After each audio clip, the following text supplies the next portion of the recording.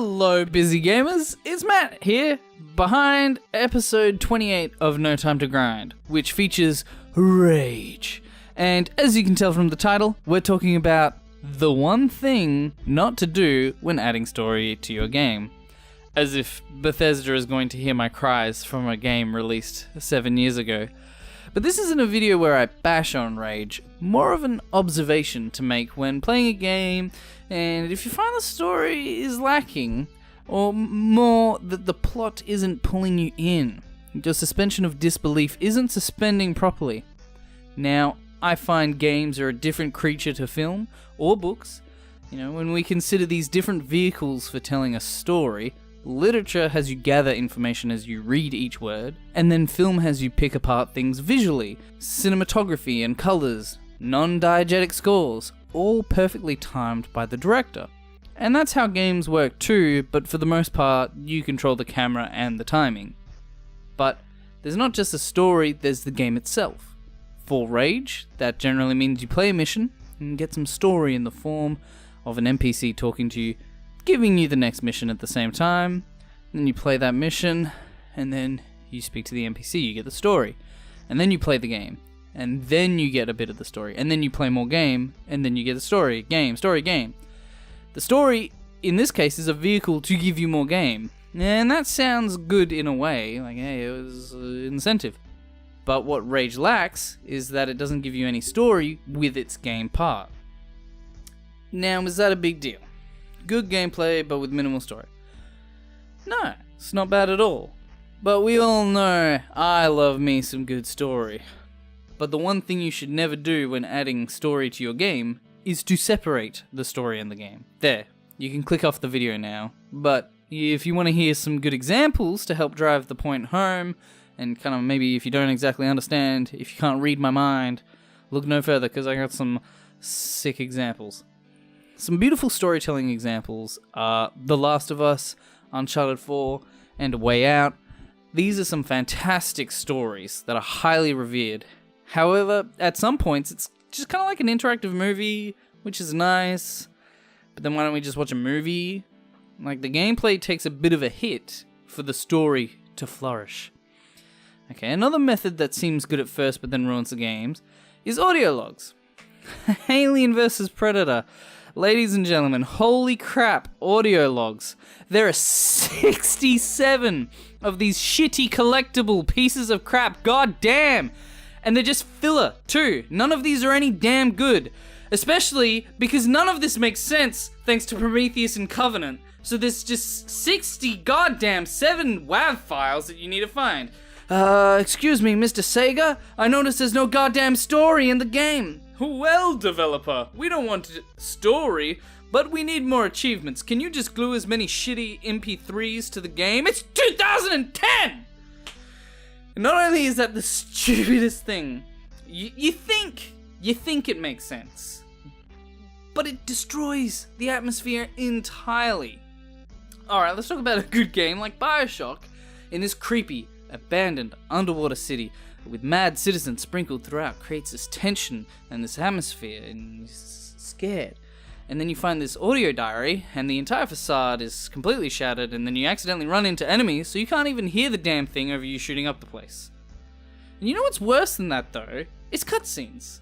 There's no winning with cutscenes, because if you skip a cutscene, you'll miss the valuable information. But if a cutscene is unskippable and boring, you're gonna get bored and you're gonna lose your immersion. You're gonna be like, this game is boring me.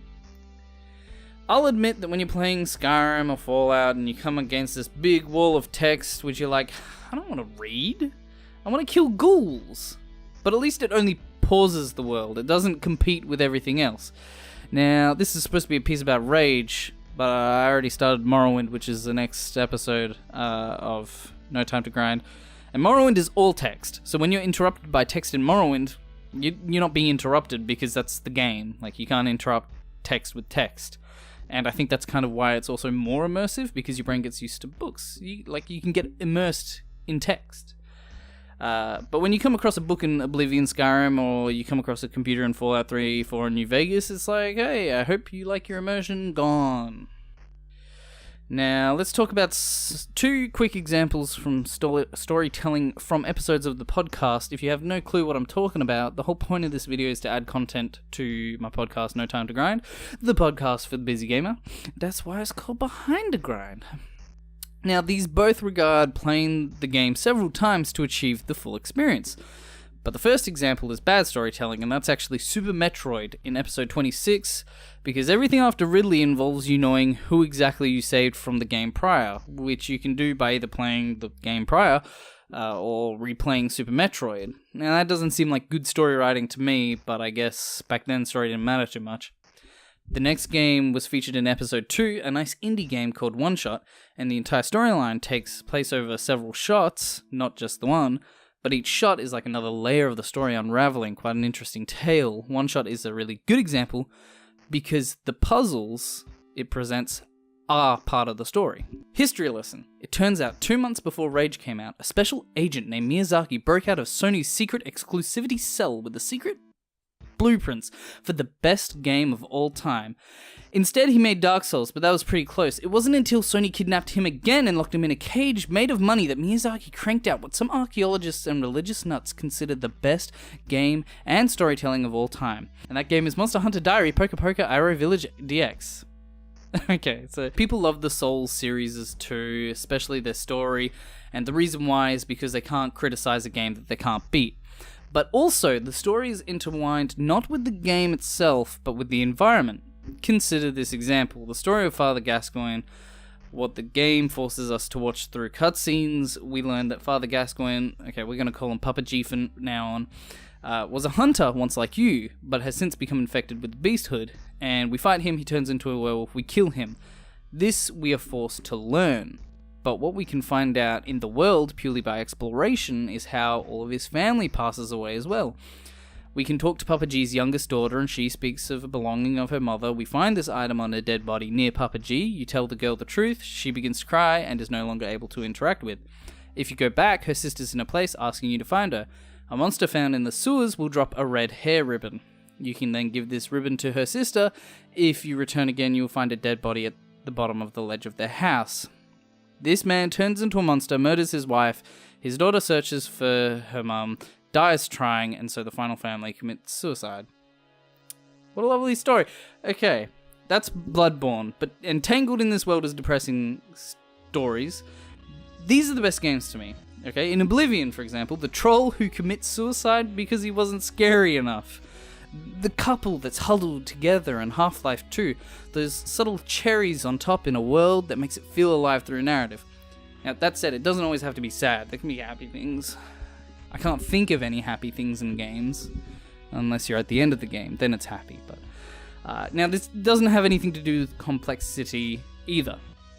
Some could argue that having a game story be so convoluted that you don't understand the plot the first time you play is bad. And it's like that with movies, but I would argue that a complicated game adds to this argument because it's almost as if the game doesn't need you to get the story.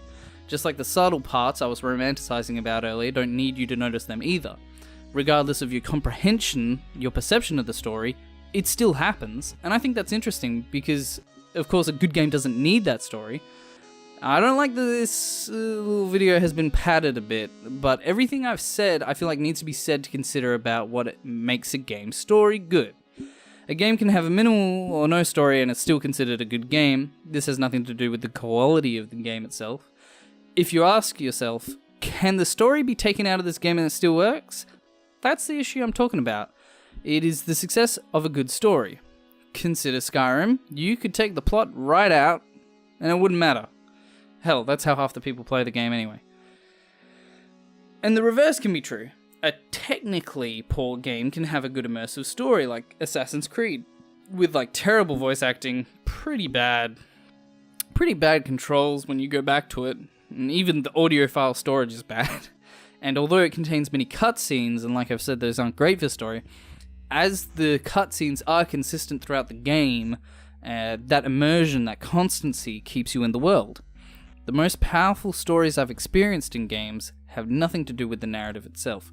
They use the ambience of the game. The connection between the screen and your mind is where the story is crafted the strongest.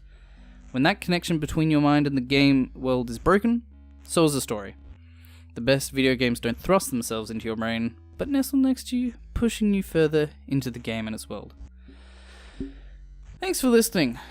I know this one was a little bit everywhere, but there were a lot of points that I'm like, I want to drive this point home, and then there's some points that I'm like, they get it. And I also like talking about Bloodborne. I'm sorry, but this is how to make your good story in your game. Your good story, you make them together. You don't make one, you make the other, and then you glue them onto each other.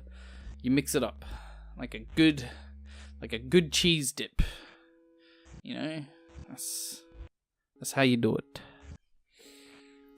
You should have stopped watching by now. I honestly should have edited this out, but I didn't. You're just still watching. What are you doing? Stop watching the video.